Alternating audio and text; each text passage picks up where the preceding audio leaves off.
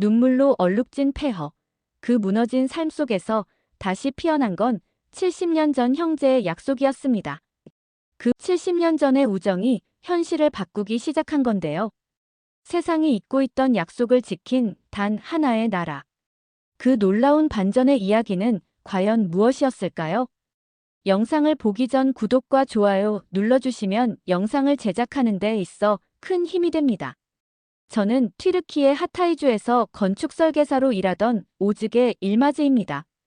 그날은 평범한 월요일이었습니다. 2023년 2월 6일 새벽 4시 17분. 아직 어둠이 깔린 시간이었죠.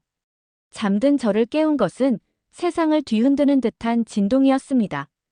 처음엔 무슨 일인지 몰라 멍했어요. 하지만 곧바로 집이 흔들리기 시작했고 벽에 금이 가는 소리가 들렸습니다. 지진이었어요. 엄마, 아빠, 일어나세요.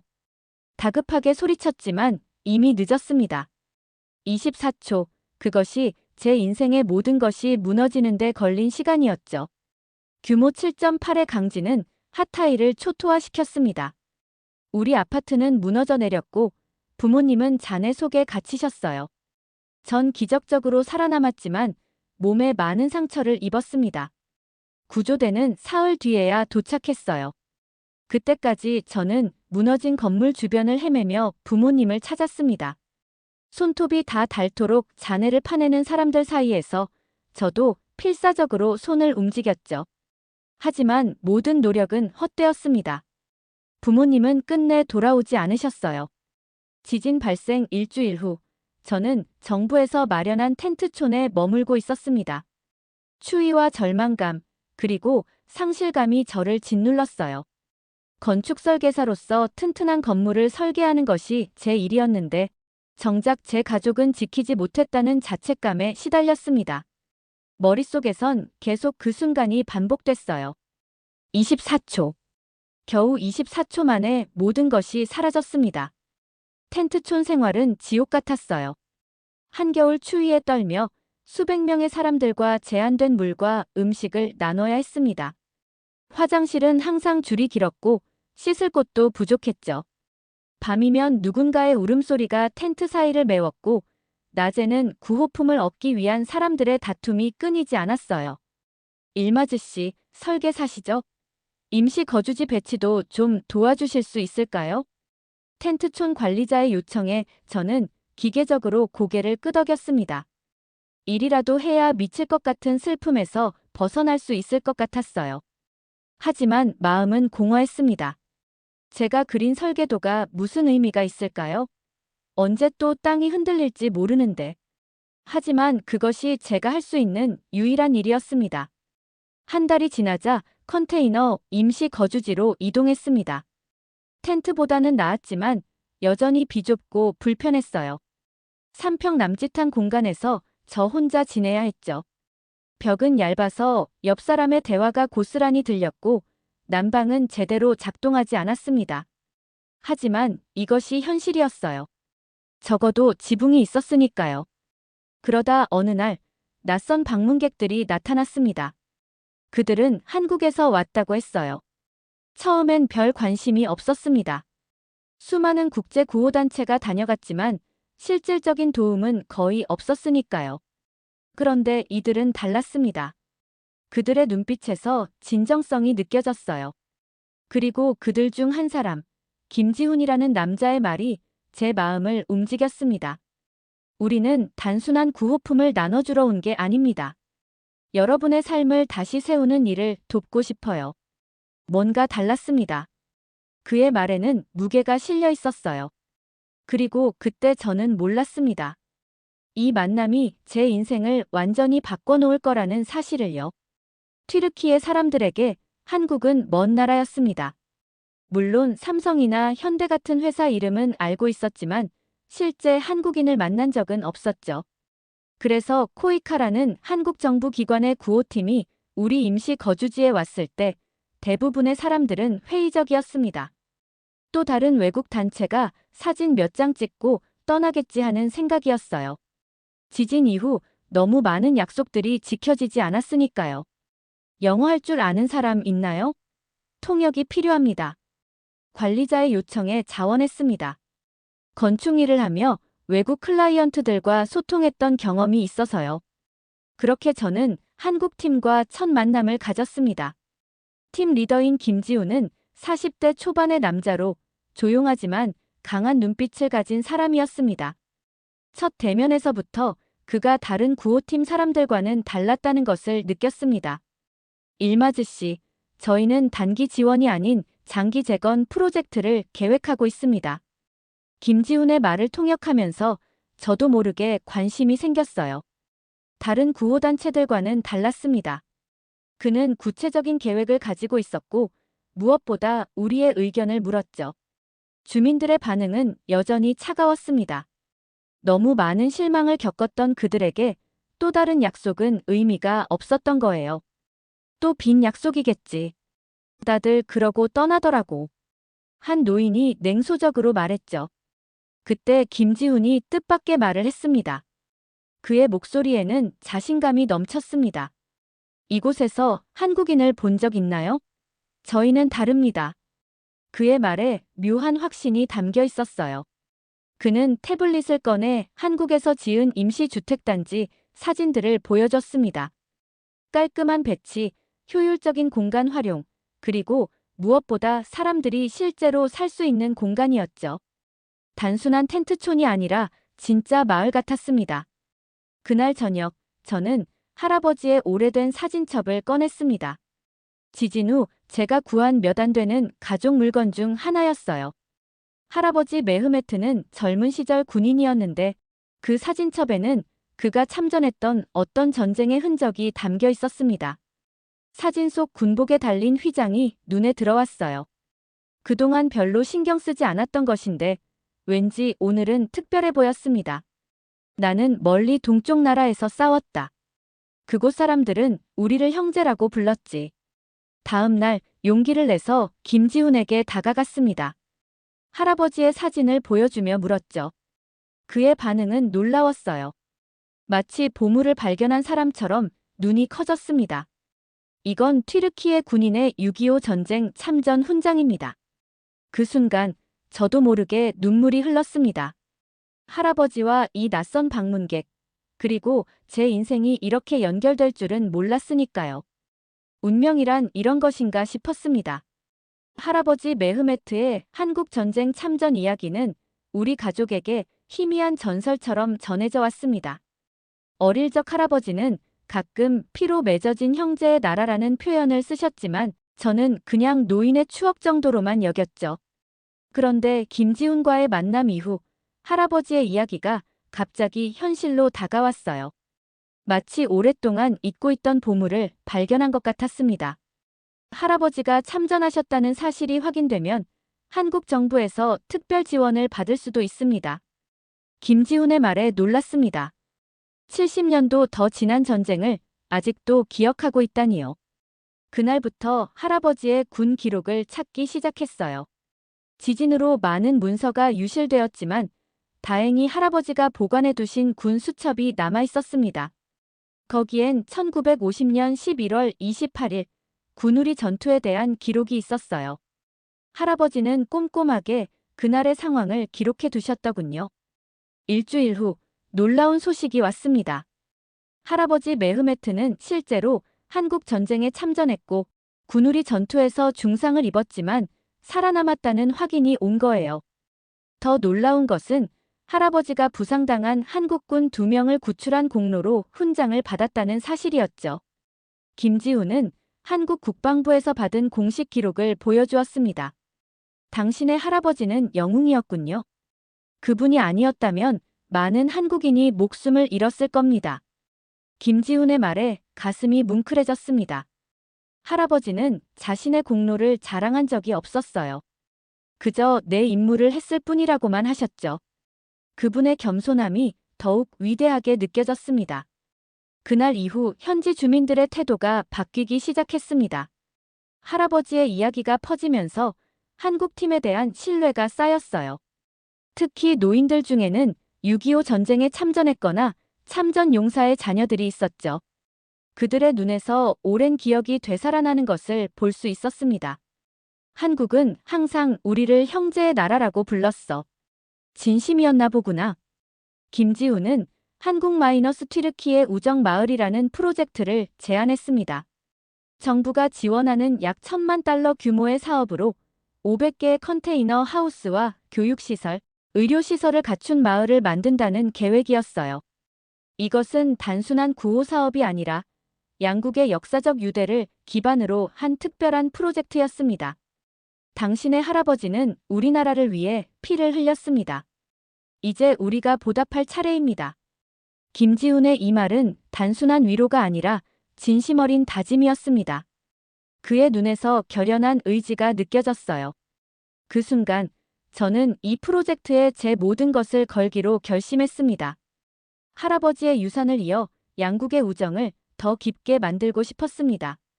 한국 튀르키예 우정마을 프로젝트가 본격적으로 시작되었습니다. 처음엔 순조로웠어요. 하타이 주정부에서 4만 제곱미터 규모의 부지를 제공했고 김지훈의 팀은 빠르게 설계를 진행했죠. 저는 현지 상황에 맞는 조언을 제공했고 주민들의 의견을 수렴했습니다. 하지만 곧 예상치 못한 문제들이 나타났어요.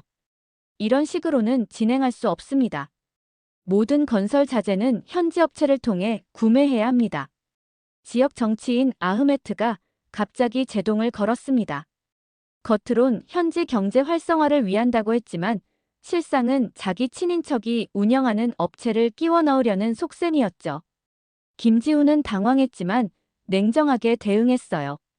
저희는 투명하게 진행하고 싶습니다. 품질과 가격 경쟁력이 있다면 현지 업체를 우선 고려하겠습니다.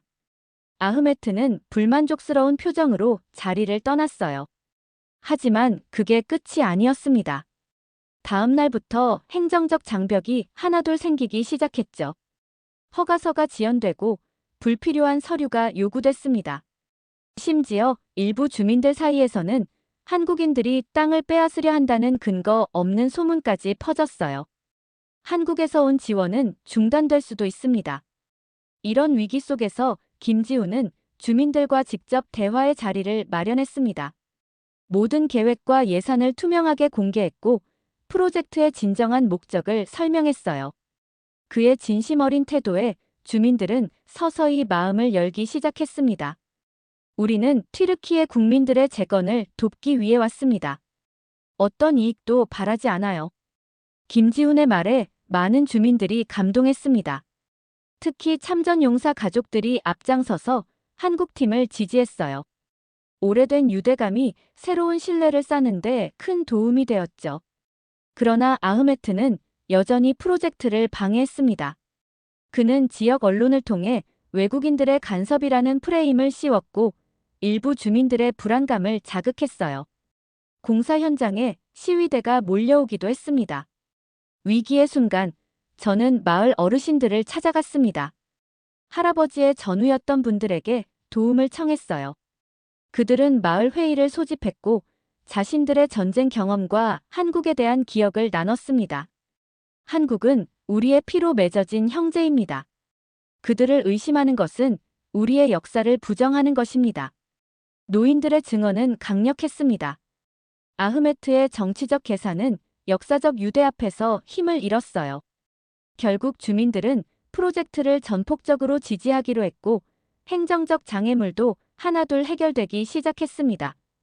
김지훈은 그 과정에서 놀라운 리더십을 보여줬어요. 압박에 굴하지 않고 원칙을 지키면서도 유연하게 대처했습니다. 한국 특유의 빨리빨리 문화와 체계적인 접근법이 프로젝트를 살렸죠. 장애물이 클수록 우리의 의지도 커집니다. 이것이 한국 정신입니다. 그의 말에 큰 감명을 받았습니다. 위기를 기회로 바꾸는 능력, 그것이 한국이 전쟁의 폐허에서 경제 강국으로 성장한 비결이라는 생각이 들었어요. 그리고 그 정신이 지금 우리 마을을 살리고 있었습니다. 프로젝트의 위기를 극복하기 위해 저는 특별한 결정을 내렸습니다. 할아버지가 남긴 일기장과 훈장을 김지훈에게 보여주기로 했어요. 그건 제 가족의 소중한 유산이었지만 이 프로젝트가 성공하기 위해선 더 깊은 신뢰가 필요했습니다. 이게 할아버지가 남기신 일기입니다. 한국에서의 경험이 담겨 있어요. 김지우는 조심스럽게 낡은 일기장을 받아들였습니다. 할아버지의 서툰 글씨로 적힌 한국에서의 기억들, 추운 겨울에 만난 따뜻한 한국 사람들, 전우회, 그리고 고향에 대한 그리움까지. 김지우는 깊은 감동을 받은 듯 했어요. 우리 할아버지 세대는 튀르키예를 형제의 나라라고 불렀습니다. 이제 그 이유를 알겠네요. 그의 말에 제 마음도 따뜻해졌습니다. 그날 이후로 우리의 관계는 단순한 업무적 협력을 넘어서기 시작했어요. 김지우는 자신의 이야기도 들려주었습니다. 그는 대학에서 건축을 공부한 후 국제개발 협력 분야에 뛰어들었다고 했어요. 이 일을 하면서 가장 보람찬 순간은 사람들이 새 집에 입주하는 모습을 볼 때입니다. 그의 말에 깊이 공감했어요. 저도 건축 설계사로서 비슷한 보람을 느껴왔으니까요. 우리는 종종 늦은 밤까지 프로젝트 계획을 논의했습니다. 때로는 한국과 튀르키예의 문화 차이로 의견 충돌이 있었지만 서로를 이해하려는 노력은 멈추지 않았어요.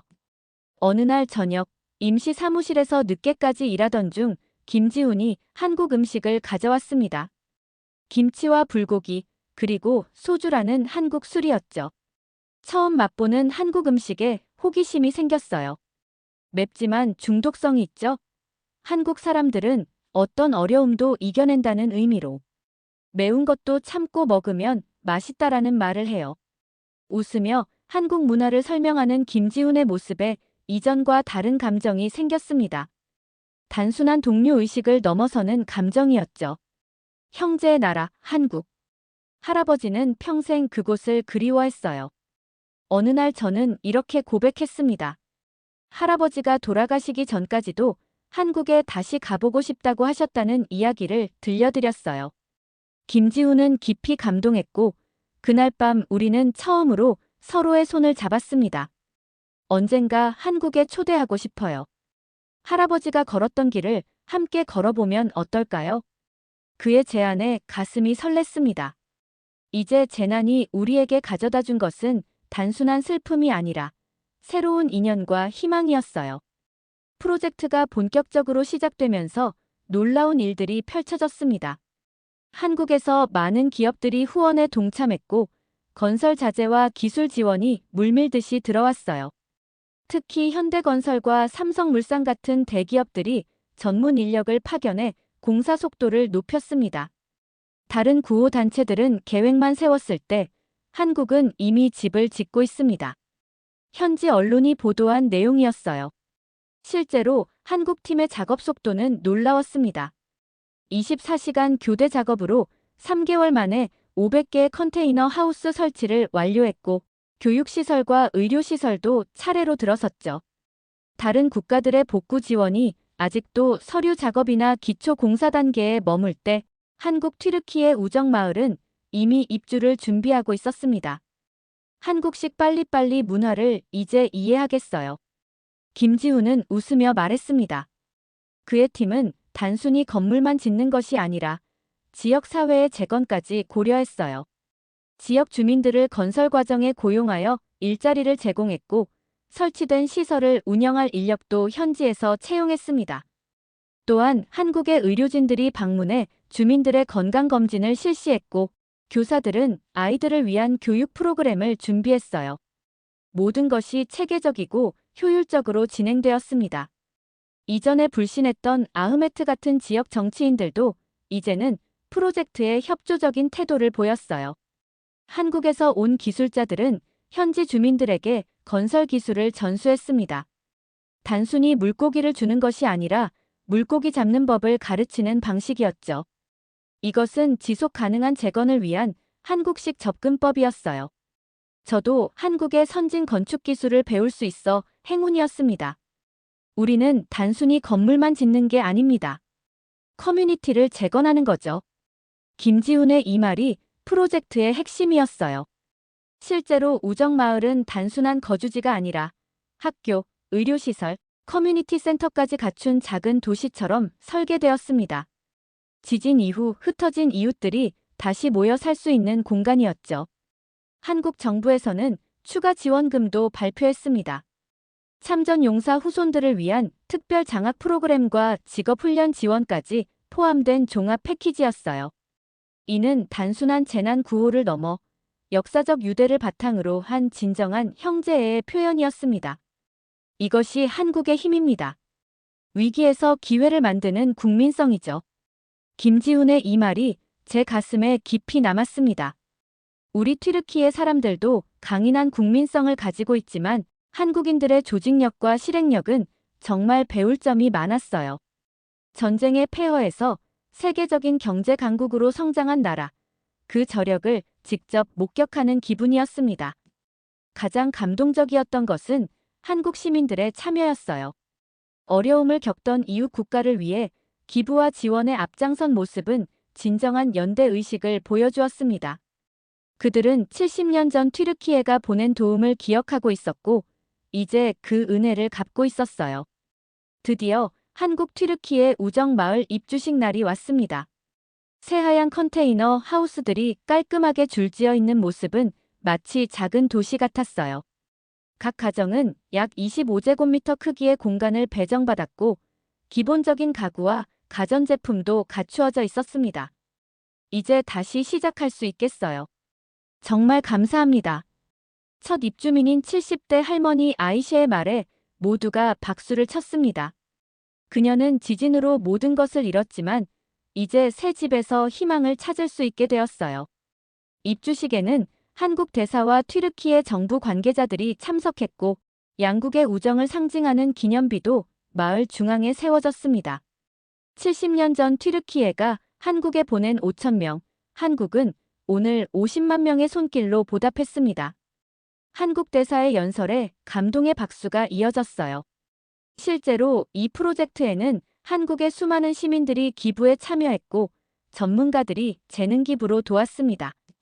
이것은 단순한 정부 지원이 아닌 한국과의 진심 어린 보답이었죠. 저녁이 되자 마을 전체에 불빛이 켜졌습니다. 지진 이후 어둠 속에 있던 이 지역에 다시 생명이 돌아온 것 같았어요. 위성 사진으로 찍힌 야간 불빛 비교 사진이 화제가 되었는데, 우정 마을이 들어선 이후 다시 밝아진 지역이 선명하게 보였습니다. 불빛이 돌아왔다는 건 삶이 돌아왔다는 의미입니다. 김지훈의 말에 고개를 끄덕였습니다. 단순한 거주 공간이 아니라 커뮤니티 전체가 다시 활기를 찾고 있었어요. 특히 한국의 의료진이 지원하는 심리치료 프로그램은 지진의 트라우마를 겪는 많은 사람들에게 큰 도움이 되었습니다. 가장 인상적이었던 것은 한국 의료진들의 헌신이었어요. 그들은 자국의 편안한 병원을 떠나 임시진료소에서 밤낮 없이 환자들을 돌봤습니다. 특히 어린이들과 노인들을 위한 특별 프로그램은 큰 호응을 얻었죠. 마을 중앙에 설치된 커뮤니티 센터는 곧 주민들의 사랑방이 되었습니다. 그곳에서는 한국어 교실도 열렸어요. 많은 주민들이 한국에 대해 더 알고 싶어 했고, 한국 문화와 역사를 배우고자 했습니다. 역사적 유대감이 새로운 문화 교류로 이어지는 순간이었죠. 우리는 이제 한 가족입니다. 피로 맺어진 형제를 넘어 마음으로 맺어진 가족이죠. 한국 의료진장의 이 말이 모두의 가슴에 와닿았습니다. 재난은 우리를 물리적으로 무너뜨렸지만 그 과정에서 더 깊은 인연이 만들어졌어요. 이것이 바로 위기를 기회로 바꾸는 지혜가 아닐까 싶었습니다. 우정 마을이 자리를 잡으면서 저와 김지훈의 관계도 깊어졌습니다. 우리는 서로의 문화를 배우며 함께 일하는 시간이 늘어났어요. 김지훈은 튀르키예 음식을 좋아했고, 저는 한국어를 조금씩 배우기 시작했습니다. 당신은 한국에 꼭 한번 와보셔야 해요. 할아버지가 70년 전에 보셨던 그 나라는 많이 달라졌거든요. 김지훈의 초대에 가슴이 설렜습니다. 할아버지의 발자취를 따라가 볼 수 있다니 정말 의미 있는 일이었어요. 그러던 어느 날, 김지훈이 조심스럽게 제안을 했습니다. 우정마을에 문화교류센터를 만들면 어떨까요? 한국과 튀르키예의 역사적 유대를 알리고 새로운 세대에게 이어주는 공간으로요. 그의 아이디어에 즉시 동의했습니다. 그리고 더 놀라운 제안이 이어졌어요. 김지훈은 공사가 완료된 후에도 튀르키예에 남아 이 센터를 함께 운영하고 싶다고 했습니다. 그건 사실상 청혼과도 같았죠. 마침내 우정마을 광장에서 저희의 약혼식이 열렸습니다. 간소하지만 의미 있는 행사였어요. 한국에서 김지훈의 가족이 왔고 마을 주민들 모두가 축하해 주었습니다. 특히 감동적이었던 것은 한국 정부가 참전 용사 후손들을 위한 교육 지원 프로그램을 발표한 것이었어요. 할아버지가 심은 우정의 씨앗이 70년 만에 이렇게 아름다운 열매를 맺었습니다. 제 소감 발표에 모두가 큰 박수를 보냈습니다. 이제 저희는 함께 한국 튀르키예 문화교류센터를 통해 양국의 우정을 더욱 발전시키는 일을 하게 될 거예요. 지진으로 모든 것을 잃었던 제게 이것은 새로운 시작이자 소명이 되었습니다. 문화교류센터는 단순히 역사를 기록하는 곳이 아니라 미래를 향한 협력의 출발점이 될 것입니다. 한국의 경제 발전 경험을 배우고 튀르키예의 문화를 한국에 소개하는 교량 역할을 하게 될 거예요. 특히 젊은 세대들에게 양국의 특별한 인연을 알리는 것은 중요한 의미가 있습니다. 약혼식 다음 날, 김지훈과 함께 할아버지의 묘소를 찾았습니다. 그곳에 한국에서 가져온 태극기와 할아버지가 받은 훈장 복제품을 놓았어요. 70년 만에 이루어진 약속의 완성이었습니다. 할아버지가 지키려 했던 나라가 이제 우리를 지켜주고 있어요. 그들은 형제라는 말이 진심이었나 봅니다. 묘소 앞에서 눈물을 흘리며 기도했습니다. 지진으로 부모님을 잃은 슬픔이 아직 가시지 않았지만 이제 새로운 가족과 희망이 생겼어요. 그리고 그 모든 것은 70년 전 할아버지가 심어놓은 인연에서 시작되었습니다. 24초 만에 무너진 삶이 70년의 우정으로 다시 세워진 이야기. 한국이 보여준 100배로 갚는 진정한 형제애는 그 어떤 재난보다 강했습니다. 이제 저는 깨달았습니다. 진정한 국가 간의 우정이란 이런 것이라고요. 우리는 서로의 기억이 되어 영원히 함께할 것입니다. 한국을 통해 새로운 삶을 살게 된 일마지의 이야기는 여기까지입니다. 한국의 위대함을 나누고 싶으신 분들은 댓글로 공유해주세요. 오늘 사연은 어떠셨나요? 오늘의 사연이 마음에 드셨다면 좋아요 한번 부탁드립니다. 여러분의 좋아요와 구독은 영상을 만드는데 큰 힘이 됩니다. 긴 영상 시청해주셔서 감사합니다. 오늘도 행복이 넘치는 하루 되세요.